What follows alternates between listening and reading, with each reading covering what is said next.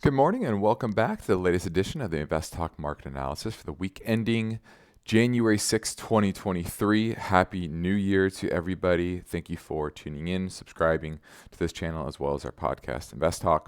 Now, I'm going to title this video, New Year, Same Market. And this is a good dashboard they created on Morningstar. And I want to kind of go over it with all of you. Maybe I'll do this every week now going forward in the new year. But you can see on the top left, this is the Morningstar style box. So value, growth, kind of core. And what you see here is, and this is for year to date, so only 1 week, the 4 trading days. And you can see value side much better than the growth side of the market. Right, large cap growth only up 0.32% for the week, and large cap value up 2.9, over a 2.5% difference on the large cap side, and almost that on the small cap side, right? Over 3% on the mid cap, right? Mid cap 3.5 to only 0.5% on the growth side. So, this is, I think, the continuation of a lot of trends from last year. And I think that was what you should expect. Now, it's going to be a different year. It's not going to look exactly the same. It's not going to be this long downtrend like we had last year. I don't think that's really going to be the case. I think it's going to be probably choppier. But we may end up by the end of the year in an uptrend, depending on what Fed policy does, what the economy does, et cetera. So I thought this was a good overview. You can see the yield curve is still inverted. You can see that right about 1 year. The market's starting to expect the Fed funds rate to come down. And you see this all the way out to 7 years. It's down to 3.5%. So it just shows you the expectations of the bond market is that the Fed is pretty much done, and the question is more of timing as opposed to whether or not there's many more hikes in the cards. There probably is not. Now you can see over here on the sector summary. 1 month returns, financial services up 2%, defensive up 0.5%, utilities up half, energy up 2.2, continuation from the 42% increase in energy stocks over the past year, and industrials it's been up over the last month, down 7% for the full year, but that's much better than most of the other sectors, especially the cyclical sectors. You see technology over the last month down 4.2%, despite being up 3% on Friday. Still, year to date, over the last year, down 29%. The worst sector, communication services, that's where the Googles and the Facebooks are mainly focused. Consumer cyclicals also down big, 33% over the last year, down 4% over the last month, despite a nice 2% up day yesterday. So it just shows to show you that this is a continuation of what we'll sort this real quick. Let's see if I can sort this out. It wants to group it. Let me ungroup it. There we go. Boom, financial services. Yeah, you can see the top sectors, the bottom sectors. This is always a nice little tool that Morningstar has. Anyway, let's move on. You can see the market indices. This was just as of Friday. NASDAQ did lead the way. Mid caps led the way, and this was the total stock market for the entire week. You can see this for the 1 week. Very choppy until Friday. We had the nice up day overall. So that was the broad overview of what's happened in the markets over the past week or month. Now let's dig into the economic data. We really had economic data on Tuesday, right? Monday, the market was closed, observance of New Year's. And you had the ISM manufacturing PMI that came out 48.4, and that's a continuation of contraction. 2 months in a row on the manufacturing side, you below 50. That means you're getting contraction within the sector. New order index, that continued its 4th month in a row in contraction, and it looks like 6 out of the last 7 months is in contraction as well. And that's feeding into prices. And you see that here at 39.4, clearly in deflation when it comes to actual manufactured goods. No other way to really interpret that data. Now, the manufacturing employment index, that actually ticked up a bit. That actually grew for the month. It just shows you that even though overall, new orders and activities is slowing in a big way, prices are falling, you still need more workers. And there's still more demand for qualified workers, especially with the labor force participation rate not recovered. Now you got the continuous claim for unemployment on Wednesday. That kind of ticked down a little bit. So just these two data points here showing that the jobs market overall is still relatively solid. This was interesting was the trade balance on goods and services. Let's zoom back out here. And remember, everyone was buying physical goods during the pandemic. The dollar is strong. Now the dollar is weakening, and you're getting a bit of some strength in our trade balance, meaning this is improved pretty dramatically. And it's still not back to pre-pandemic levels, but it's improved dramatically from the March lows of last year, where the dollar was so strong. Our products and services were not very competitive, and we were still buying a lot of goods from overseas. We were importing them from China, and I think the policy shift away from China is starting to bite, along with the dollar weakening just a bit. So something I'm continuing to watch to see how much traction this uptrend has in our trade balance, something that would be very positive overall for the economy. Remember, this is a subtraction from GDP. When this is negative, it's subtracting from GDP. So if this can continue to improve, this is less of a subtraction from GDP. Now, the average hourly earnings that came out on Friday, the jobs report, that was a continuation of deceleration. What the Fed wants to see is wage inflation coming down, and that certainly was the case.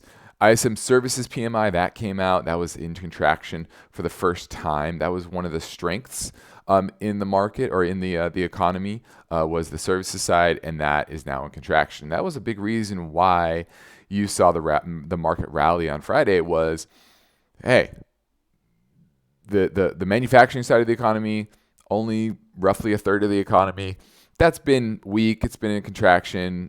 Prices have been coming down. But the services side, that remained relatively robust. And that just showed you, that was this message to the Fed that the economy was fine. Well, now you have both the ISM manufacturing and the services side clearly in contraction.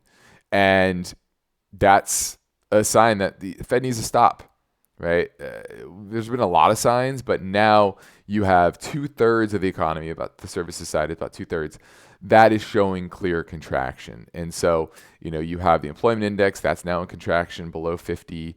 The prices paid index continues to come down now, not in contraction like the manufacturing side, but you can see here in a clear downtrend. And after a tick up in October, you have 2 consecutive months tick down, and the lowest levels since back in January of 2021. So call it 2 years, okay?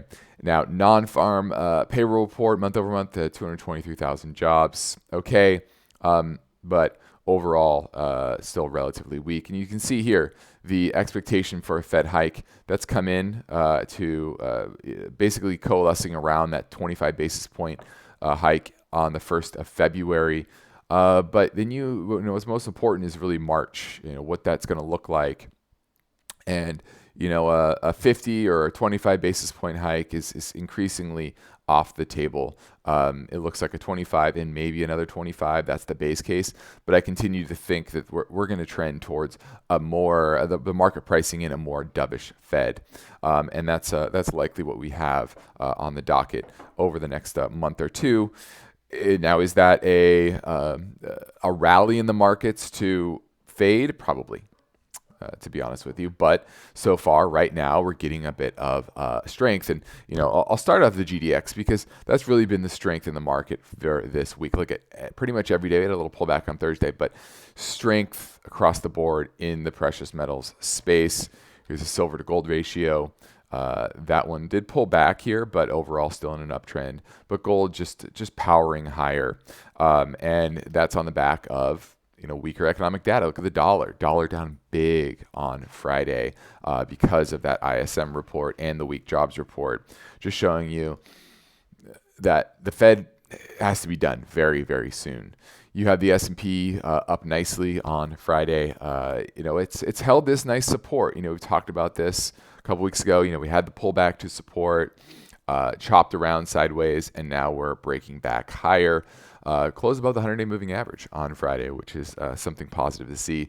And the MACD starting to make a turn as well. So you kind of think near term, the market might start to price in the Fed being completely done. The economic data is basically signaling that, and if they continue to ignore that you have both sides of the economy, not just the manufacturing side, but also the services side struggling, that could bring a relief rally. Bad news is good news. I know that sounds weird, but that's been the case for a while now with the Fed. So, activist Fed out there making sure the financial system stays intact. You have the NYSE that pulled back to the 100-day moving average off the 618 retrace. If we go here, I had this in before, but let me put it back in. Boop. Boop. Right. 618 retrace. Pulled back, and we could see another move higher. Now, do we see new highs? I still don't think so. But, you have to call it for what it is. In the near term, the market stays, it looks relatively robust to the upside. GVZ, the gold volatility index, that had a bit of a tick down, but overall in a downtrend, that's a positive. And then the VIX overall. The VIX, that is not breaking out to the upside, also giving you bullish vibes, let's say that, for the major indices. Vixen volatility, gold, the NASDAQ volatility index, that one also not really breaking out to the upside. So that's really what I'm seeing in markets so far. Let's dig into some ratios. IWF to IWN. We saw that in the kickoff to this video about value outperforming, and once again, start the year we had value outperforming. You see that in the chart in this sense. Remember, this is a downtrend. That means growth is underperforming. Okay, so there's that one. What else do I want to get to? Let's look at some sectors. Energy was relatively strong this week. You had transportation. Let's look at the transportation index. That looks like it's trying to break out to the upside as well. Let's go to II to the KVE. So investment banks to the commercial banks. That's just consolidating bullishly. Nothing really wrong on that front. And then ARK, lastly, favorite Ponzi sector ETF to follow. Just continues to struggle to gain much traction. And then let's look at materials. Materials that was breaking out to the upside. You had things like copper. Copper breaking out to the upside after some consolidation. So some positive aspects. Dr. Copper giving you positive economic vibes. Even though we're going to a recession, was that overpriced in? That's what you always have to consider is how much is priced in to what the market's always looking forward. They're always trying to price in and discount the future. And sometimes they under discount, what's going to happen in the future. And a lot of times they over discount. And the question is, did they over discount? Especially on the cyclical side, right? There's many energy names, many commodity names. They're still trading at 5, 6, 7, 8 times earnings. Is that too low? Probably, considering the structural undersupply that we see now that Russia's being cut off from the rest of the world. So, that's what is really the underlying trend and why value continues to outperform the growth side. The 10-year that came down nicely on Friday, and we remain kind of rage-bound to the downside. That's what I see. I see a shallow, long pullback in rates this year because I do think the Fed will pivot, but we haven't fixed the structural undersupply of raw commodities. And so if you get any bit of strength from economic strength and turn from a Fed pivot, that is going to ignite the commodity complex. And ultimately, that's going to be the battle for the Fed for the next, I think, probably 5, maybe 10 years is, hey, we want to quell demand, but we want financial stability. We want to raise rates, but we can't do it too much because that creates financial instability. We can't be too dovish because that's going to ignite, the upside in commodities because of a weaker dollar. And that's going to be the battle that the Fed is going to be playing. And this year is a tightrope that they're, a very difficult environment for them to operate in. And I think ultimately they're always going to side on this on the side of more financial stability. I think they're going to allow a bit of inflation. They're going to talk a big game. That's why they've been talking a big game, right? Because they're able to keep the financial system fine for now, while tightening policy. And as long as they can do that, I think they're gonna push that as long as possible until the rubber meets the road and you get blow ups. And I think that's really going to be what you see this year is the credit sector. And that's what I'm waiting for the next real pullback in the equity markets is what happens to credit spreads. Here's HYG to IEF. So basically, where are credit spreads going? If this is falling, that is bad. It means credit spreads are widening out. If this is, remains steady to the upside, that means that credit spreads remain relatively tight and you're not worried about, major defaults, major bankruptcies that starts to spread systematically. And this was another week of relative strength on that front. And so that's why I say near term, I think I'm kind of bullish, but it's going to be a choppy year. I don't expect a consistent breakout in markets to the upside that just powers higher to the inverse of what happened last year. I don't see that. I see a choppier period. Maybe we get that later in the year, but values likely to continue to outperform. Growth stocks continue to struggle, and this was a week to start the year that just hammers that point home. So that's my viewpoint on the markets, and it could be wrong, but right now you have to call balls and strikes as usual, and it's at least kind of, I would say, medium-term neutral, short-term bullish, and maybe longer-term bearish. Right? And that certainly can you certainly can have that view. Different time frames have different setups based on the charts, based on economic data, based on valuation, etc. But that's where we're at, and I hope this helped you understand where we are. And I appreciate you all tuning in. I hope you have a wonderful weekend. And a reminder, the contents of this video are for educational purposes only. It should not be construed as a recommendation to buy or sell a security or to participate in investment strategy. The views are my own and do not represent those of KP Financial or those associated. Have a good night.